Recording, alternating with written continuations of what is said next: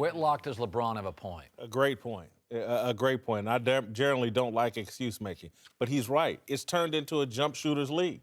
When you go back early in his career, when it wasn't a jump shooting league, LeBron got a lot of calls and got a lot of trips to the line. Now he's at a point in this new NBA, Steph Curry shoots just as many free throws as LeBron James. That's criminal. That's criminal. LeBron James goes to the hole. He's a big body. He's hard to control. He should be getting to the foul line more often than just your standard jump shooter like Steph Curry. I'm not dissing Steph, but the league favors the jump shooter. We've done all the, make sure you don't put your foot here so they can't land. Everything's about protecting the shooter now. LeBron's got a point. I think LeBron's throwing shade at the wrong people. Okay, LeBron's the biggest, strongest ball handler in the league. He's 6'9.5", 3% body fat, 245. He's a freight train. When he gets 2 dribbles in, it is over. You ever seen anybody take the charge from LeBron? It's never happened. He's 26th in the NBA in drives to the basket. He's not driving anymore. He's settling for jumpers. LeBron's free throw numbers are down to the lowest, third lowest of his career. And his three-point attempts are like the third highest of his career. Look at this graph. This is LeBron when he drives to the basket, which has been reduced. Only 2 guys in the league are getting to the line more when he drives. LeBron's become more of a perimeter player. I watched that game against San Antonio. Come on now. First of all, he cried about a couple of fouls that were not fouls. The other thing is, can we all acknowledge this? He's harder to officiate. He's like Shaq. He is a hard guy to officiate. He is, but hey, you can't blame him. Blame God. You know what I'm saying? God created him, but we talk about he talk about that they protect the shooters. Well, the reason why so many shooters are getting fouled is because no one plays defense no more. You know why Pop's defense, the teams are so good at defense? Because he says if you foul a jump shooter, you coming out the game. You don't foul jump shooters, you make them make shots. That's why a lot of jump shooters are going to the free throw line. Anytime LeBron, Boogie Cousins, Russell Westbrook talk about not getting fouls, I'm listening because these guys are the best in the league. If they complain about getting fouled, not getting calls, I think I got to listen to them. This is incredible. I was totally with Whitlock. I love that Steph Curry stat. Steph Curry's averaging the most free throw attempts per game. LeBron's second fewest of his career. But then I heard Cowherd, and I just got thinking about this. What if LeBron is looking big picture? And he's saying, wait a sec. I was on my way to catching Michael Jordan, and now all of a sudden the Warriors surpass me and have this super team, and now the Houston Rockets are in my way, and James Harden's going to steal the MVP from me. When all season I was in the lead for the MVP. What if LeBron is just ticked off? He knows he's not winning the title. Now the MVP's out. Shucks, man. Am I going to have to leave Cleveland again? What if this is a big picture play by LeBron? He's just angry and projecting about his future based on the free throws. One thing he can't say is James stealing it. James earned the MVP this year.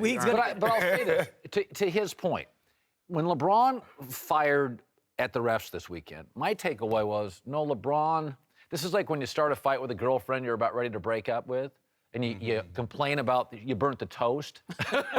You want out of the relationship. LeBron James is angry this weekend. No. So Kyrie left and he was angry, and they rebuilt the team and it failed. And so they made a big trade, and they rebuilt the team. And LeBron's in that game realizing, I'm sitting here with a bunch of C-plus guys. And LeBron knows that if he leaves Cleveland, he's a ring chaser. He's the league's villain, and he doesn't want to be it, but he knows it now. I don't think he's out on this group of guys. And he said that yesterday. He goes, this is the process. You guys are overreacting. Give us some time to figure it out. I don't think he's out on these guys. I think to Jason McIntyre's point, again, I think he's angry, and this isn't a big picture. This is just anger in the moment of, this damn league has moved away from me. It's a jump shooting league, and it favors jump shooters. And to your point, he's moved out and tried to do what everybody else is doing, shoot jump shots, but that's not really his game. No. And so it's like, where's the NBA that I was the most dominant force in? It's gone away from me. The referees favor the jump shooter, things that aren't my strength. And so he's angry and frustrated about that. And again, everybody loves the no hand check NBA, the no physical play NBA. I hate it. And they've made it for the little guys and for the soft guys and not the brutes like LeBron James. It's a Isn't finesse there a league. parallel to the NFL, right? The NFL protects its quarterbacks, and now they throw way too many pass interference flags on the defense because they want offense. Offense fills stadiums, gets people watching TV. Where your What do point you falls think- apart, though, is LeBron James is the show. He sells the most tickets, But not Always. Steph Curry. Couldn't I make this Sure. argument, though? Yeah. When you are Brady and LeBron, and you do last a decade and a half, the league does change. I mean, Tom Brady broke into this league. They had huddles, and they threw it deep. The NFL bent towards Brady. This league is not bending towards No, LeBron. you're right. But they didn't bend towards Steph either. Steph came and took it. Steph came and did. took No, it. he He did. came and took it. There's no question. LeBron But when wasn't expecting But that. LeBron and Brady, there's some similarities that the NFL rules move toward Tom. It is very much a skinny jeans league. And let's not sell the Warriors short, guys. I mean, merchandise, TV ratings, Steph Curry, two-time MVP. Oh, yeah. This is one of the most popular, transformational player in the NBA, without question. From being great. And I think the fans show up at 30 minutes before the game, an hour before the game, to watch his pregame warm-ups because he's so popular. The league loves the Warriors. Cowherd, are you concerned about the Cleveland Cavaliers? No, because I think we were too high early on them and we're too low on them now. I think they're better than what we saw yesterday, and I think they're not as good as what we saw in the first couple of days. It is a limited team. I think what happened is LeBron pushed for a longer All-Star break, and he got it. And that allowed coaches 2 to 3 more days to look at film of the new Cavs.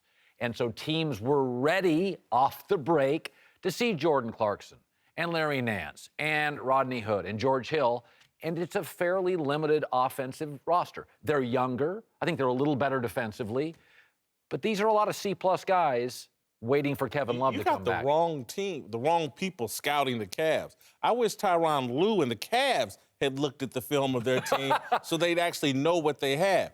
George Hill is shot. He is a shot fighter. He's a low expectations player. When there's low expectation, he exceeds expectations. You put him in a pressure situation where there are expectations, I saw it with the Pacers, he goes downhill. George Hill should not be in the starting lineup. This Osman kid, he's not an NBA starter. They need Kevin Love back. They need this kid moved to the bench and play Jeff Green more minutes. Yesterday, if you looked up and down their roster, LeBron played 40 minutes and everybody else played between 20 and 25 to 28. They don't know who to play. I blame Tyronn Lue and the coaching staff. They got to figure out what personnel they have and who can help. I'd put this call to run back in the starting lineup for George Hill and leave Clarkson off the bench to lead the number 2 offense. But they just need to play the right people and find they'll out be what? And find out who should be on the court. They're just throwing guys out there. When I looked at the minutes played yesterday, I was like, they don't know who to play. They got a lot of guys. It's a more energetic team now, but I don't think they have the experience and the what can I say, leadership besides LeBron. You know, you can't depend on him to lead for the whole game. You know, like when he had Kyrie, he had somebody he could take a break with. Now he don't have that. He have a great group of young guys. They play hard, they're energetic, but they don't have no experience. They don't have no long playoff experience. You don't have nobody to get on the team when LeBron's out the game. So they're gonna struggle for a while. It's gonna take a while to get that. You say they move a lot of lineups around because he don't know half these guys he got on his team. Everybody's new. He's still trying to figure this out. So they're gonna struggle for a while, in my opinion. In that scenario, it sounds kind of scary because if they're struggling now, what's going to happen when Kevin Love comes back? They're going to have to shake up the lineup again. But I keep going back to who they shipped out. Do you guys remember? Isaiah Thomas, Dwayne Wade, Derrick Rose, guys with big egos, okay? Now you saw those guys' egos, you're out the door, okay? New guys come in. I'm going to listen to LeBron. I don't want to get sent to Siberia, okay? gonna buy Jordan in. Clarkson's going to buy in. But there's a little too much deferring. I think what you're talking about, Whitlock, is like George Hill, a little indecisive. Hey, man, just shoot the ball. Go out there. Jordan Clarkson, take your shots. They were off yesterday. They struggled in the second half. But I looked at the schedule. 23 games left, only 11 against teams with winning records. They're going to be fine down the stretch. It's all about the playoffs. That was a wounded Spurs team, too, a real wounded Spurs team. Let's remember, On the road, Yeah. they controlled the entire second half. That was embarrassing. Kevin Love's going to come back. We've got 23 games here. Let's not go crazy. I still think they're probably, due to LeBron, better than Boston, and they're going to get their doors blown off by Golden State. So in the big picture, what's really changed? I'm not willing to go there. I like the pieces they added. I like Rodney Hood. I like Jordan Clarkson. I like Nance Jr. I don't like George Hill starting. He's 14 of 43 from the field since coming to Cleveland. I've seen it before. You put him in a big spot, he disappears. Put him in Sacramento or Utah off the radar, and he's a fine player. Yeah, but Nance and Jordan Clarkson, they weren't doing anything in Los Angeles. They're limited talent. I like them too, though. I think they're gonna be good for him. I think, like I said, they gotta find a way to come into their own and stop looking at LeBron for every answer, for every pass. All your shots can't come from LeBron. You got to be able to create some other shots for yourself. Then LeBron's going to get his. We all know that. You got to find some way to how you can contribute and be aggressive without looking at him. He's their only shot creator right now is LeBron James. He had 9 assists. George Hill had 1. George Hill can't shoot. He can't create for anybody. Osman has no business being on the court. Jeff Green needs more minutes. Again, I'm not willing to give up on this team.